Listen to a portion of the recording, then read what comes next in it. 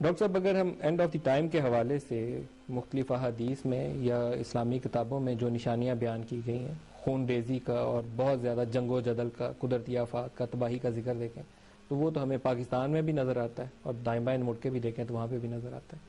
آپ اس سے کیا نتیجہ اخذ کرتے ہیں؟ اصل میں احادیث کی کتابوں میں کتاب و اشراط الساعہ اور کتاب و علامات القیامہ، یہ مختلف ابواب ہیں۔ اس میں کچھ علامتیں بیان ہوئی ہیں کہ کب اینڈ آف دی ورلڈ ہوگا اور دنیا کب ختم ہوگی تو کیا ہوگا۔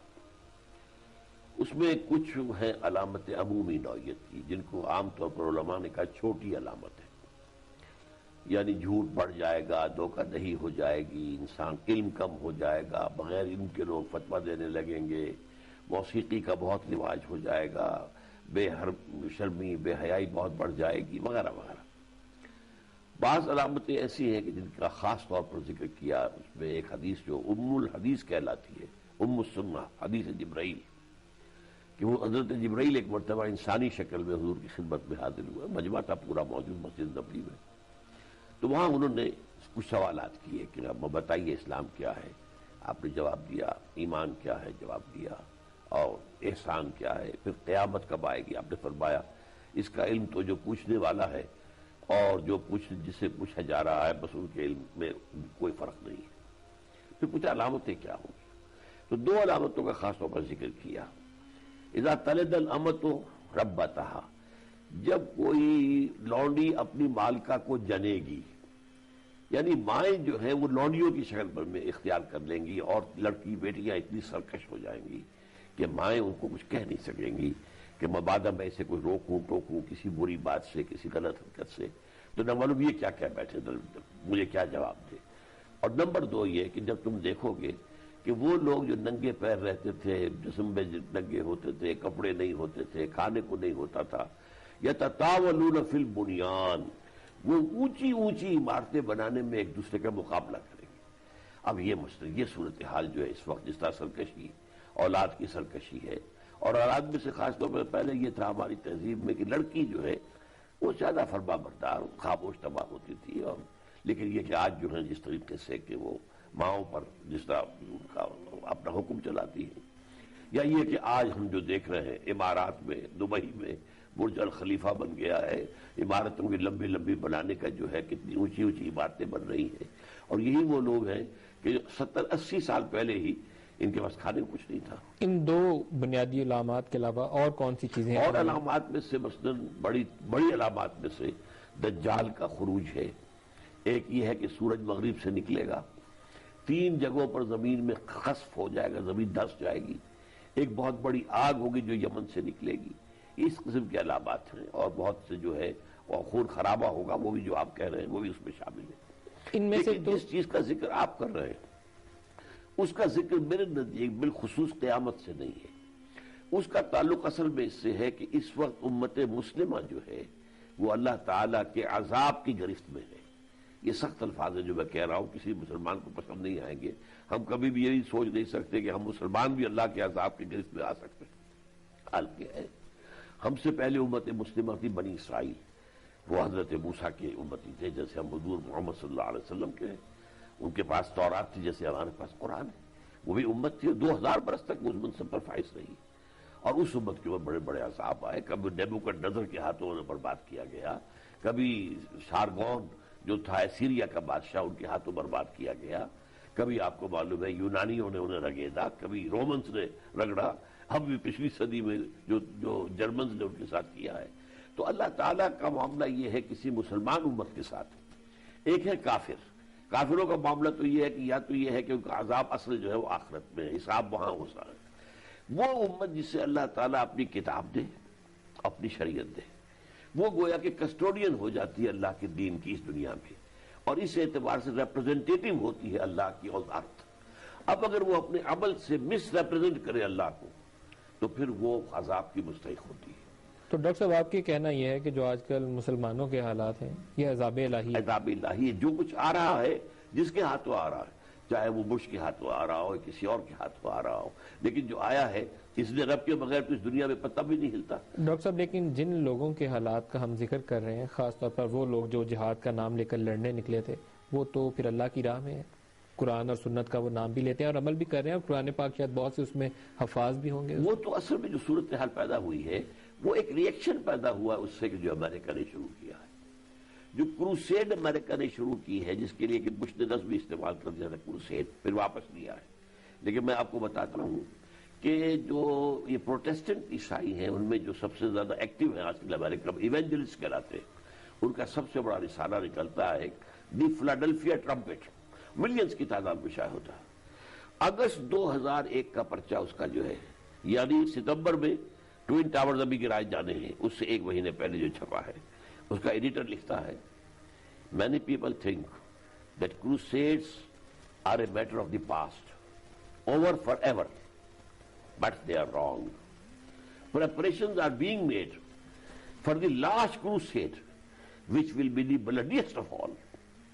یہ جیری فلیشر اس کا ایڈیٹر لکھ رہا ہے موٹے الفاظ کے اندر۔ اب وہ تو ظاہر بات ہے امریکہ میں تھا کہ یہ تیاریاں ہو رہی تھی، انہوں نے خود گرائے ٹوئن ٹاورز، خود گرا کر اور ملبہ ڈالا وہ طالبان پر اور اسامہ پر، تاکہ پبلک اوپینین جو ہے امریکہ کی وہ پریشان ہو کر اور وہ غصے میں آ کر غضبناک ہو کر ہر رقم جو ہے دینے کو تیار ہو جائے، جتنا چاہے بلینز بلینز اور ڈالرز لو اور ان کو ختم کرو۔ یہ ہے در حقیقت کہ ان کا پھر اس کا رد عمل ہوا جو ہوا ہے۔ یہ جو بھی جو جہادی تحریکیں ہوئی ہیں جو پاکستان میں شروع ہوا، یہ سب کیا ہے؟ It's a reaction to that.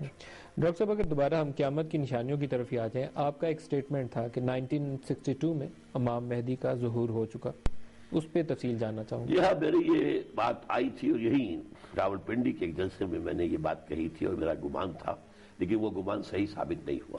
یہ ہمارے اندازے ہوتے ہیں۔ ویسے یہ کہ بحیثیت مجموعی جن حالات میں حضرت مہدی کا ظہور ہونا ہے وہ حالات وجود میں آ چکے ہیں۔ حضرت مہدی کے آنے کی نشانیاں کیا ہیں؟ کیا کوئی خاص وقت ہوگا؟ ہم کیسے آئیڈینٹیفائی کریں گے کہ وہ وقت آ چکا یا ان کا ظہور ہو چکا؟ سب سے پہلی بات تو یہ کہ حضرت مہدی سے مراد کیا ہے۔ دیکھیے دو مہدی ہیں اصل میں، ایک مہدی ہے اہل تشیع کے اور ایک مہدی ہے اہل سنت کے۔ نام ایک ہے، یہ بھی مانتے ہیں کہ ان کے والد کا نام جو ہے وہ عبداللہ ہوگا، خود ان کا نام محمد ہوگا۔ یہ بھی ہم مانتے ہیں دونوں، شیعہ بھی سنی بھی، کہ حضرت فاطمہ رضی اللہ تعالیٰ عنہ کی اولادی سے ہوں گی اور ان کے جو بڑے بیٹے حضرت حسن ان کی نسل سے ہوں گے۔ یہ باتیں ایگریڈ اپون ہیں۔ البتہ یہ ہے کہ ان کے نزدیک تو وہ ان کے 12ویں امام تھے کہ جو چھپا دیے گئے تھے ایک غار کے اندر بچپن میں بالکل بچپن کی حیثیت میں، تو اندیشہ یہ تھا کہ انہیں عباسی جو خلفاء ہیں وہ قتل کروا دیں گے۔ یہ اہل تشیع کا یہ تصور ان کا خیال ہے کہ وہ جو چھپے ہوئے ہیں وہ ابھی تک چھپے ہوئے ہیں۔ تو ان میں پہلے غیبوبت صغریٰ تھی 2 سال تک، کہ جس میں کہ لوگ ان کے پاس جا کر جو ہے کچھ نہ کچھ معلومات حاصل کر لیتے تھے۔ اس کے بعد غیبوبت کبریٰ کہلاتی ہے، اب کا کوئی رابطہ نہیں ہے کسی کا، لیکن وہ ظاہر ہوں گے تو جو چھپے ہوئے ہیں۔ ہمارے نزدیک وہ مجدد ہوں گے۔ ہر صدی کے اندر حضور نے فرمایا تھا کہ اللہ تعالیٰ اس امت کے اندر اس دین کو تازہ کرنے کے لیے مجددوں کو اٹھاتا رہے گا۔ مجدد کہتے ہیں تجدید، دین کو تازہ کر دینا، یعنی دین کی تعلیمات کے اندر اگر غلط چیزیں آ گئی ان کو ہٹا دینا، اگر کوئی گرد و غبار آ گیا آئینے کے اوپر صاف کر دینا، یہ مجدد کا کام ہے۔ تو اللہ تعالیٰ ایسے اٹھاتی ہے، ہمارے نزدیک مجدد ہوں گے اور وہ آخری مجدد ہوں گے اور وہ مجدد کامل ہوں گے۔ یعنی ان سے پہلے جو مجددین آئے ہیں انہوں نے دین کی جزوی خدمت کی ہے، مثلا یہ خرابی پیدا ہو گئی اس کو ٹھیک کر دیا، یہاں پر یہ فتنہ آ گیا ہے اس نے جواب اس کو رد کر دیا۔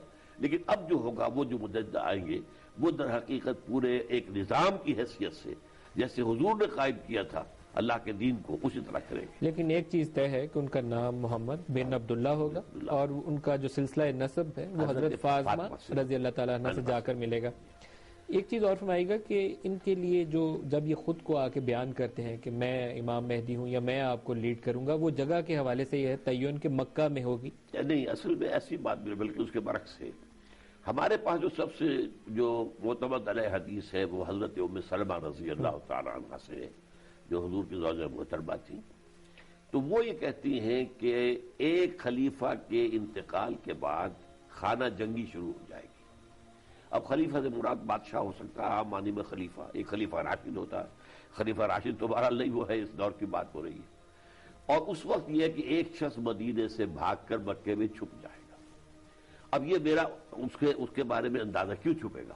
کہ کچھ اس کی حیثیت ایسی ہوگی کہ لوگ اس کی طرف دیکھ رہے ہوں گے کہ یہ ایسا شخص ہے، he should play some role, کہ اب آ کر یہاں پر کوئی سورا صفائی کرائے، لیکن وہ اس سے کچھ گھبرا کر اس ذمہ داری سے، اس کے بوجھ کو نہ سمجھتے ہوئے کہ وہ برداشت کر سکتے، جا کے چپ جائے گے۔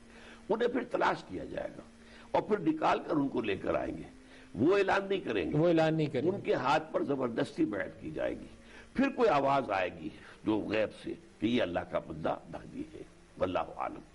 یہاں سے ذکر آتا ہے پھر خراسان کے اس لشکر کا، نہیں اس کے بارے میں نہیں، اس کے بعد تو آتا ہے کہ ایک لشکر ان کو بھیجا جائے گا شام سے۔ وہ شام کا لشکر جب آئے گا، اور وہ معلوم ہوتا ہے کہ شام میں اس وقت پھر کوئی حکومت جو ہے وہ اسلام مخالف حکومت کوئی قائم ہوگی، تو وہ اس سے پہلے چونکہ کچھ اور باتیں ہوگی میں بعد میں عرض کروں گا، تو وہ لشکر جو آئے گا وہ دھس جائے گا زمین کے اندر، مکہ اور مدینہ کے درمیان۔ تب یہ بات جو ہے یقین کے ساتھ معلوم ہو جائے گی کہ یہ در حقیقت واقعی یہی مہدی ہے کہ اتنا بڑا واقعہ ہو اس پہ حدیث موجود ہے کہ وہ لشکر آئے گا اور مکہ اور مدینہ کے درمیان دھس جائے گا۔ یہ ہے، صحیح ہے۔